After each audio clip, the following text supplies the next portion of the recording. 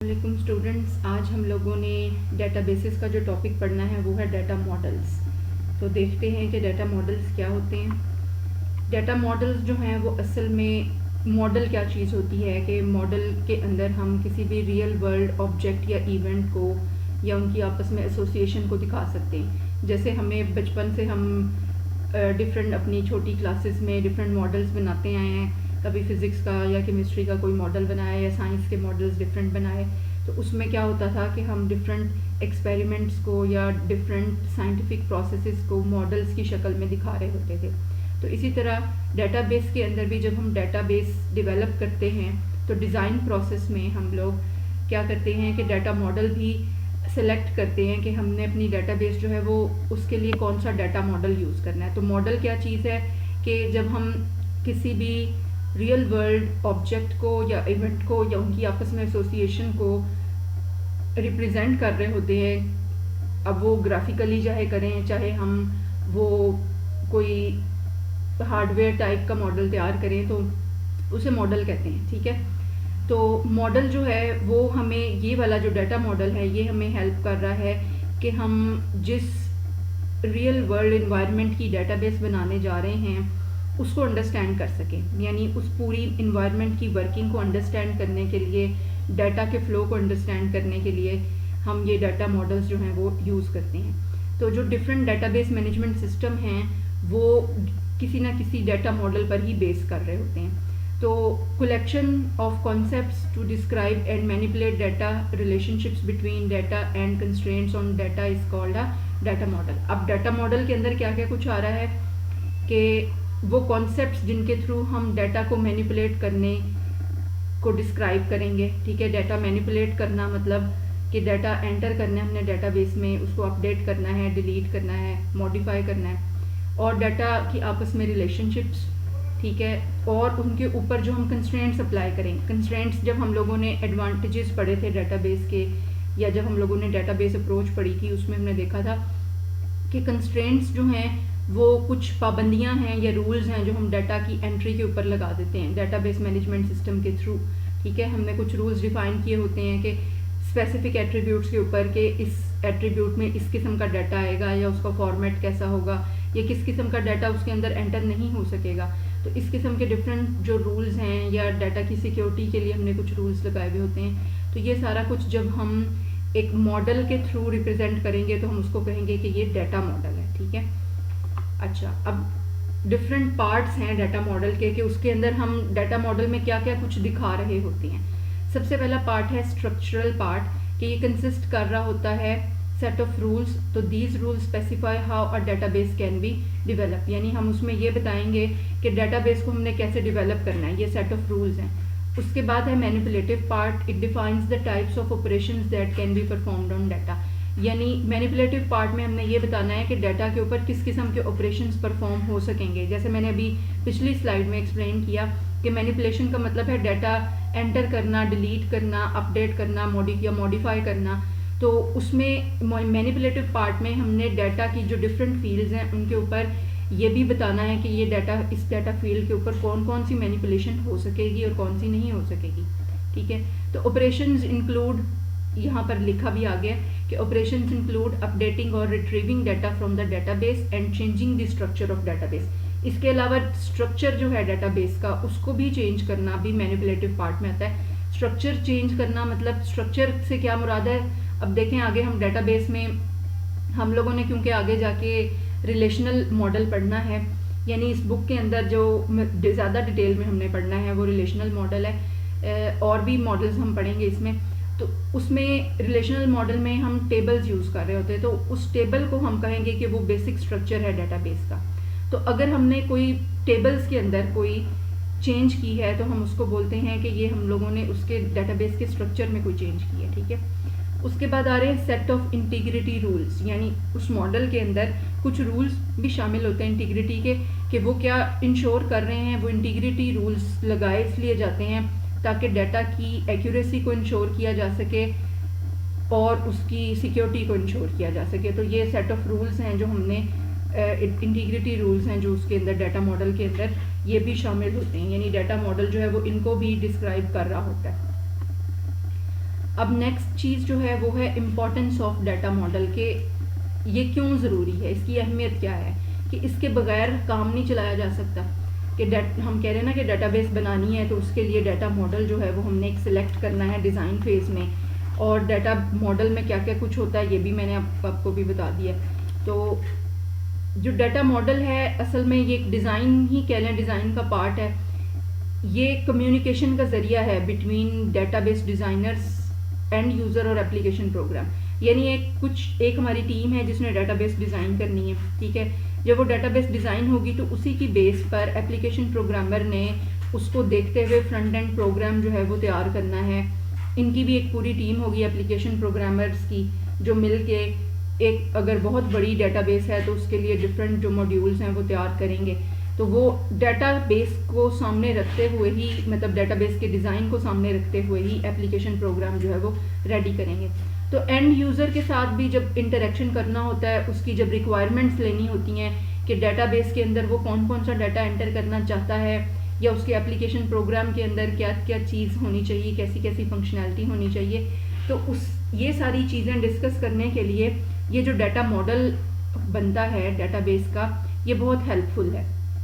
इसी के थ्रू ये सारी जो आपस में कम्युनिकेशन होनी है डेटाबेस डिज़ाइनर्स की, एप्लीकेशन प्रोग्रामर्स की और एंड यूज़र्स की, कि एंड यूज़र्स ने देखना है कि उनको क्या फंक्शनैलिटी चाहिए या कौन सा डाटा उन्होंने स्टोर करवाना है, किस तरीके से करवाना है। डेटाबेस डिज़ाइनर्स को इसलिए ये डाटा मॉडल चाहिए कि इसको देख के वो आगे जो नेक्स्ट स्टेप्स हैं डेटाबेस की डेवलपमेंट के, उनको वो परफॉर्म कर पाएंगे। और एप्लीकेशन प्रोग्रामर का मैंने आपको बताया कि वो इसको देखते हुए ही जो हमारे फॉर्म्स हैं, यानी एप्लीकेशन पूरा प्रोग्राम जो मॉड्यूल तैयार कर रहे हैं, एक मॉड्यूल तैयार कर रहे हैं या एक से ज़्यादा मॉड्यूल्स तैयार कर रहे हैं, उनको वो डेवलप कर सकेंगे।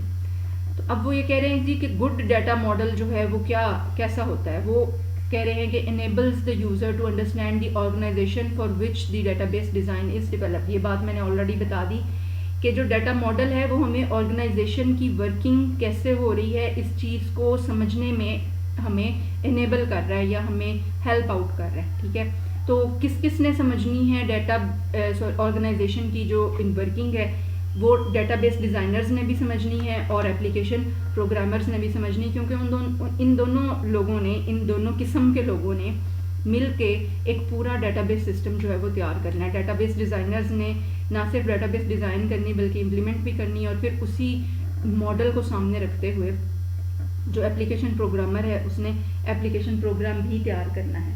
तो ये दोनों जो हैं वो पैरेलल भी चल रहे होते हैं, यानी डेटाबेस तैयार हो रही होती है, साथ साथ एप्लीकेशन प्रोग्राम का डिज़ाइन भी डेवलप हो रहा होता है, फिर पैरेलली उन दोनों की डेवलपमेंट हो रही होती है। तो हमने जिस ऑर्गेनाइजेशन के लिए डेटाबेस बनानी है, ये मॉडल उस ऑर्गेनाइजेशन की सारी वर्किंग को डिपिक्ट कर रहा होता है या बता रहा होता है कि उसमें किस तरह से वर्किंग हो रही है, कौन कौन सा डाटा वो ऑर्गेनाइजेशन जो है वो, और किस किस एंटिटी से रिलेटेड डाटा जो है वो स्टोर करवाना चाह रही है। तो उसको देखते हुए ही डेटाबेस डिज़ाइन होगी और उसको देखते हुए ही एप्लीकेशन प्रोग्राम भी डेवलप हो जाएगा। तो कह रहे हैं जी कि good data model is very necessary to design a good database. Database भी अगर आपने अच्छी बनानी है तो उसके लिए आपका जो डाटा मॉडल है वो अच्छा होना चाहिए। कोई भी डेटाबेस मैनेजमेंट सिस्टम जो है ना वो किसी ना किसी स्पेसिफिक डाटा मॉडल पर बेस कर रहा होता है। तो आगे जाके हम लोगों ने देखने हैं कि कौन कौन से डाटा मॉडल्स की टाइप्स हैं, फिर देखेंगे कि हम लोगों ने किसको कैसे डिटेल में पढ़ना है। तो कह रहे हैं कि no database management system can exist without any data model. अब जो डेटाबेस मैनेजमेंट सिस्टम है वो क्या है, वो ऐसे प्रोग्राम्स हैं जिनको हम यूज़ करते हैं डेटाबेस को क्रिएट करने के लिए और उसको मेंटेन करने के लिए। इसके अलावा हमारा जो एप्लीकेशन प्रोग्राम होता है वो भी पहले डेटाबेस मैनेजमेंट सिस्टम से कम्युनिकेट करता है। जितने भी कमांड्स आ रहे होते हैं या एप्लीकेशन प्रोग्राम की तरफ से, या जो डाटा आ रहा होता है, या कोई अपडेशन होनी है, कोई डिलीशन होनी है, या डाटा रिट्रीव करना है, ये सब कमांड्स, ये सब स्टेटमेंट्स जो हैं ये पहले डेटाबेस मैनेजमेंट सिस्टम को रिसीव होती हैं और वो फिर इनको इम्प्लीमेंट करता है डेटाबेस के ऊपर, ठीक है। जो डेटाबेस मैनेजमेंट सिस्टम होता है डायरेक्टली टेबल्स के अंदर जाके डाटा जो है वो स्टोर नहीं हो रहा होता, बल्कि डेटाबेस मैनेजमेंट सिस्टम करवा रहा होता है, ठीक है। तो ये एक ऐसा सॉफ्टवेयर है जिसकी मदद से हम डेटाबेस क्रिएट भी करते हैं और बाद में उसके अंदर जो डाटा वगैरह एंटर होना है या उसमें से डाटा के ऊपर जितनी भी मैनिपुलेशन होनी है वो सारी डेटाबेस मैनेजमेंट सिस्टम के थ्रू ही होनी होती है। तो हर डेटाबेस मैनेजमेंट सिस्टम जो है वो किसी ना किसी स्पेसिफिक डाटा मॉडल के ऊपर बेस हुआ होता है, उसके बगैर एग्जिस्ट नहीं कर सकता। यानी बगैर किसी डाटा मॉडल को यूज़ किए डेटाबेस मैनेजमेंट सिस्टम जो है वो अपनी वर्किंग नहीं कर सकता। तो it is difficult to create a proper database without knowing the data model of the database management system. अब ये देखें कि जब हम लोगों ने डाटाबेस तैयार करनी है, डिज़ाइन फेज़ में हम ये भी सिलेक्ट करते हैं, ये भी डिसाइड करते हैं कि हमने डाटाबेस मैनेजमेंट सिस्टम कौन सा यूज़ करना है अपनी डाटाबेस के लिए। ये डिपेंड करता है कि हमारी डाटाबेस जो है वो कैसी ऑर्गेनाइजेशन के लिए बनाई जा रही है और उसका डाटा कैसा है। तो उसके मुताबिक हम चूज़ करते हैं कि डाटाबेस मैनेजमेंट सिस्टम कौन सा चूज़ किया जाएगा जिसकी थ्रू हमने डाटाबेस को डेवलप करना है और बाद में वो उस डाटाबेस को मेंटेन भी करेगा। ठीक है, तो बगैर किसी प्रॉपर मॉडल के डाटाबेस मैनेजमेंट सिस्टम जो है वो एक प्रॉपर डाटाबेस जो है वो नहीं बना सकता। तो इसके अलावा क्या चीज़ हमें पता होनी चाहिए कि जी डाटा जो हमारा स्ट्रक्चर है, ये मैनिपुलेशन लैंग्वेजेस हैं या इंटीग्रिटी फैसिलिटीज़ हैं implemented by database management system, वो कौन सी हैं। यानी हमने जो डाटाबेस मैनेजमेंट सिस्टम चूज़ किया है वो किस किस्म के स्ट्रक्चर्स को सपोर्ट करता है और कौन सी मैनिपुलेशन लैंग्वेज को यूज़ करता है। अब ये देखें कि डेटाबेसेस के लिए जो हम मैनिपुलेशन के लिए लैंग्वेज यूज़ करते हैं वो जो कॉमनली यूज़ होती है, ज़्यादातर यही यूज़ होती है, जो structured programming language SQL use करते हैं हम, स्ट्रक्चर्ड क्यूरी लैंग्वेज। ठीक है, स्ट्रक्चर्ड प्रोग्रामिंग लैंग्वेज मेरे मुंह से निकल गया। स्ट्रक्चर्ड क्यूरी लैंग्वेज यूज़ करते हैं SQL। ठीक है, तो ये मैनिपुलेशन लैंग्वेज है जो मुख्तलिफ डाटाबेस मैनेजमेंट सिस्टम जो हैं, रिलेशनल डाटाबेस मैनेजमेंट सिस्टम वो यूज़ करते हैं। रिलेशनल जो है वो मॉडल है बाकायदा, तो जो database management system relational model को यूज़ कर रहे होंगे उसके अंदर SQL लाजमी यूज़ होगी। तो वो ये हमें मतलब बताना चाह रहे हैं या हमें ये समझाना चाह रहे हैं कि जब हमने डाटाबेस मैनेजमेंट सिस्टम चूज़ किया है, हमें जब ये पता चला कि वो कौन सा मॉडल किस मॉडल पर बेस्ड है, तो ये भी हमारे लिए इम्पोर्टेंट है जानना कि वो किस किस्म के स्ट्रक्चर्स को सपोर्ट कर रहा है और कौन सी मैनिपुलेशन लैंग्वेज जो है वो उसके अंदर यूज़ होगी, और इसके अलावा वो हमें इंटीग्रिटी की कौन कौन सी फैसिलिटीज़ जो है वो प्रोवाइड कर रहा है। तो ये सारी चीज़ें हमें अंडरस्टैंड करनी होती हैं। तो इससे क्या होगा कि हमें डाटाबेस मैनेजमेंट सिस्टम की फंक्शनैलिटी पूरी और कौन कौन सी फैसिलिटीज़ वो हमें प्रोवाइड कर रहा है ये हम अंडरस्टैंड कर पाएंगे। अगर ये सारी चीज़ें हम अंडरस्टैंड कर पाते हैं तो फिर इसका मतलब है कि हम इस चीज़ को अंडरस्टैंड कर रहे हैं कि क्या जो डाटाबेस मैनेजमेंट सिस्टम हमने चूज़ किया है डाटाबेस की डेवलपमेंट के लिए, क्या वो हमारी डाटाबेस के लिए सूटेबल है। मींस कि हमारी डाटाबेस जो है वो इस डाटाबेस मैनेजमेंट सिस्टम के अंदर क्रिएट हो सकेगी या नहीं हो सकेगी, या जिस भी टाइप की हमारी डाटाबेस है क्या उसके लिए हमारा ये वाला डाटाबेस मैनेजमेंट सिस्टम जो हमने चूज़ किया वो सूटेबल है या नहीं है। तो डाटा मॉडल जो है वो हमें इस चीज़ को भी अंडरस्टैंड करने में हेल्प कर रहा है। अब टाइप्स ऑफ डाटा मॉडल्स कौन कौन से हैं? 3 बेसिक या मेन टाइप्स हैं। एक है ऑब्जेक्ट बेस्ड डाटा मॉडल्स, एक है रिकॉर्ड बेस्ड डाटा मॉडल्स और एक है फिजिकल डाटा मॉडल्स। तो जो ऑब्जेक्ट बेस्ड डाटा मॉडल्स हैं और जो रिकॉर्ड बेस्ड डाटा मॉडल्स हैं ये यूज़ होते हैं कंसेप्चुअल लेवल पे या एक्सटर्नल लेवल पे, यानी जब हमने कंसेप्चुअल लेवल को डिफाइन करना है या जब हमने एक्सटर्नल लेवल को डिफाइन करना है। अब एक कंसेप्चुअल लेवल और एक्सटर्नल लेवल जो है इसको हम ऑलरेडी 3 टियर आर्किटेक्चर में पढ़ चुके हैं। 3 लेवल आर्किटेक्चर के अंदर हम ये जो लेवल्स हैं conceptual level, external level, internal या फिजिकल लेवल, ये हम ऑलरेडी पढ़ चुके हैं। तो जो फिजिकल डाटा मॉडल है वो डिस्क्राइब करता है इंटरनल या फिजिकल डाटा लेवल को। ठीक है, वो उसको डिस्क्राइब करने के लिए यूज़ होता है। यानी हम जब फिजिकल डाटा मॉडल तैयार कर रहे होते हैं तो बेसिकली हम इंटरनल लेवल को डिस्क्राइब कर रहे होते हैं। नेक्स्ट अब इनकी थोड़ी थोड़ी हम तीनों टाइप्स की हम थोड़ी थोड़ी एक्सप्लेनेशन देख लेते हैं। फिर उसके बाद हम लोगों ने जो रिकॉर्ड बेस्ड डाटा मॉडल्स हैं वो ज़्यादा डिटेल में हम लोगों ने पढ़ने हैं। हमारा जो कोर्स है वो रिकॉर्ड बेस्ड डाटा मॉडल्स के ऊपर मुश्तमिल है। इसमें बाकायदा मतलब जो डिफरेंट मॉडल्स हम रिकॉर्ड बेस्ड वाले देखेंगे उनको डिटेल में पढ़ेंगे। ठीक है, इस पूरे कोर्स में। तो अब ये देखें कि ऑब्जेक्ट बेस्ड जो डाटा मॉडल्स हैं उन पे वो किस चीज़ पर बेस कर रहे हैं। ऑब्जेक्ट बेस्ड नाम से जाहिर हो रहा है कि वो ऑब्जेक्ट के ऊपर बेस हो रहे हैं। ऑब्जेक्ट क्या चीज़ होती है जी? कि ऑब्जेक्ट कोई भी एंटिटी है। ठीक है, ऑब्जेक्ट बेस्ड डाटा मॉडल जो है वो एंटिटीज़ और उनके एट्रीब्यूट्स के ऊपर और उन एंटिटीज़ की आपस में रिलेशनशिप्स के ऊपर बेस कर रहा होता है। एंटिटी या ऑब्जेक्ट क्या चीज़ है? कि एंटिटी जो है वो एक पर्सन, प्लेस, थिंग या इवेंट को हम कह सकते हैं जिसके बारे में डाटा कलेक्ट किया जा रहा होता है, यानी जिसके बारे में डाटा सेव किया जा रहा है। एग्जाम्पल के तौर पर मैं आपको कहती हूँ कि अगर हम एक कॉलेज की डेटाबेस बना रहे हैं तो कॉलेज की डेटाबेस के अंदर या कॉलेज का जब हम डाटा मॉडल रेडी करेंगे तो उसमें हम डिफरेंट एंटिटीज़ को या ऑब्जेक्ट्स को पहले आइडेंटिफाई करेंगे। एंटिटीज़ या ऑब्जेक्ट्स इसमें कौन से होंगे कि जिनके बारे में हमने डाटा स्टोर करना होगा।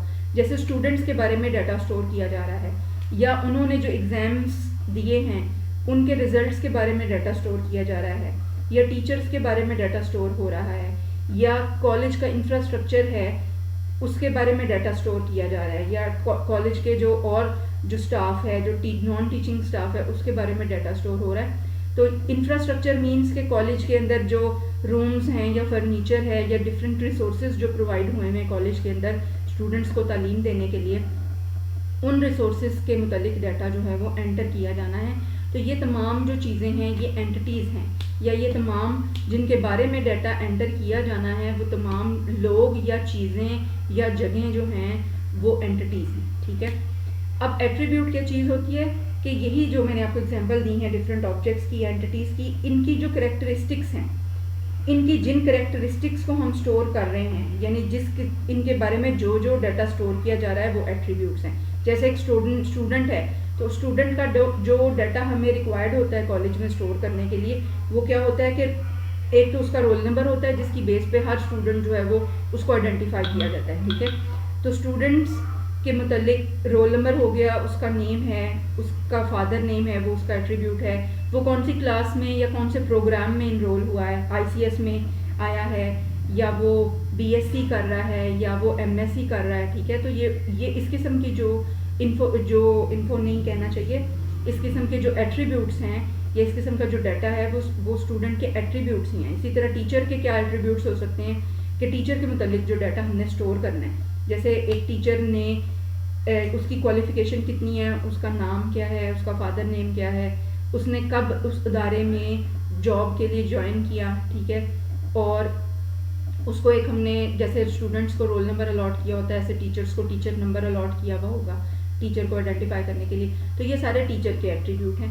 इसी तरह अगर एक क्लासरूम है तो क्लासरूम के एट्रीब्यूट्स क्या होंगे कि उस क्लासरूम में फर्नीचर जो पड़ा है उसकी तादाद कितनी है, कितनी चेयर्स हैं या स्टूल्स हैं स्टूडेंट्स के बैठने के लिए, या वहाँ पर कितने फैंस लगे हुए हैं, या वहाँ पर लाइट बल्ब्स कितने हैं, या वहाँ पर टीचर के लिए रोस्ट्रम मौजूद है या नहीं है, या कोई ब्लैक बोर्ड या वाइट बोर्ड मौजूद है, या पढ़ाने के लिए और डिफरेंट फैसिलिटीज़ जैसे मल्टीमीडिया है इस किस्म की फैसिलिटीज़ मौजूद हैं या नहीं है।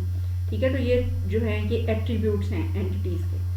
अब रिलेशनशिप क्या चीज़ होती है कि दो एंटिटीज़ का आपस में ताल्लुक, जैसे दो एंटिटीज़ थी स्टूडेंट या दो और टीचर, तो टीचर और स्टूडेंट का आपस में ताल्लुक। दो एंटिटीज़ हैं क्लासरूम और स्टूडेंट, क्लासरूम और स्टूडेंट का आपस में क्या ताल्लुक बनता है। तो इस तरह से हम डिफरेंट जो एंटिटीज़ हैं जिसकी आपस में रिलेशनशिप बन रही है उस रिलेशनशिप को भी हम उस डाटा मॉडल के अंदर दिखा रहे होते हैं लाजमी तौर पे। ठीक है, तो अब ऑब्जेक्ट बेस्ड डाटा मॉडल्स की एग्जांपल्स के एक तो एंटिटी रिलेशनशिप डायग्राम है, इसके थ्रू हम दिखाते हैं सिमेंटिक ऑब्जेक्ट मॉडल है, ऑब्जेक्ट ओरिएंटेड मॉडल्स हैं डिफरेंट एटसेट्रा। ठीक है, तो ये ऑब्जेक्ट बेस्ड मॉडल्स की थोड़ी सी डिस्क्रिप्शन थी। अब देखें जो रिकॉर्ड बेस्ड डाटा मॉडल्स हैं, रिकॉर्ड बेस्ड का मतलब है कि जिनके अंदर हम रिकॉर्ड्स को अहमियत दे रहे हैं कि रिकॉर्ड जो हमने स्टोर करने हैं डिफरेंट एंटिटीज़ के। तो रिकॉर्ड बेस्ड डाटा मॉडल्स के अंदर क्या है कि database consist of different records. तो हर रिकॉर्ड की एक टाइप है और हर टाइप जो है उसके अंदर फिक्स नंबर ऑफ फील्ड्स होती हैं कि इसके अंदर इस रिकॉर्ड टाइप में इतनी फील्ड्स आ रही हैं। तो जो रिकॉर्ड बेस्ड मॉडल्स हैं वो यूज़ होते हैं ये भी यूज़ होते हैं एक्सटर्नल और कंसेप्चुअल लेवल ऑफ डाटाबेस के लिए। ठीक है, तो इसके अलावा किसी हद तक वो कह रहे हैं कि एक्सटर्नल लेवल को भी किसी हद तक वो डिफाइन कर रहे हैं और use to develop and specify logical structure, यानी उसका जो लॉजिकल स्ट्रक्चर है उसको ज़्यादा जो कि आप कह लें कंसेप्चुअल लेवल में आ रहा है उसको डिफाइन करने के लिए यूज होते हैं। तो उसके अलावा जो इम्प्लीमेंटेशन ऑफ द डिज़ाइन की भी कुछ इंफॉर्मेशन जो है वो इससे हमें मिल जाती है। तो अब इसमें कौन कौन से आ रहे हैं, रिकॉर्ड बेस्ड में कौन कौन से आ रहे हैं, हिरार्किकल मॉडल, नेटवर्क मॉडल और रिलेशनल मॉडल। और आप ये याद रखें कि यही तीनों जो मॉडल्स हैं वो हमने ज़्यादा डिटेल में आगे जाके पढ़ने हैं। हिरार्किकल मॉडल को भी बहुत ज़्यादा डिस्क्राइब करना है हमने आगे जाके, नेटवर्क मॉडल की भी डिस्क्रिप्शन हमने फुल पढ़नी है, इसलिए इसके अलग अलग लेक्चर्स होंगे।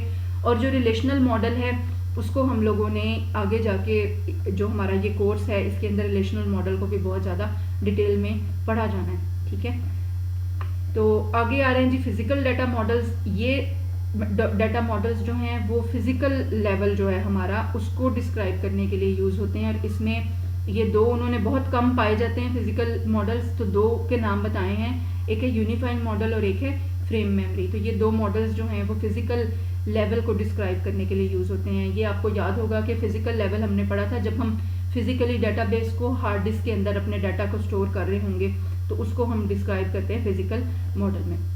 तो ये हमारे डिफरेंट डाटा मॉडल्स थे। अब नेक्स्ट जो हम लोग पढ़ेंगे वो हम लोगों ने जो हमारे रिकॉर्ड बेस्ड डाटा मॉडल्स हैं उनको डिटेल में पढ़ना है, और उसके अंदर हिरार्किकल मॉडल है, नेटवर्क मॉडल है और रिलेशनल मॉडल है। तो हम इन तीनों को अलग अलग लेक्चर्स की फॉर्म में अंडरस्टैंड करेंगे।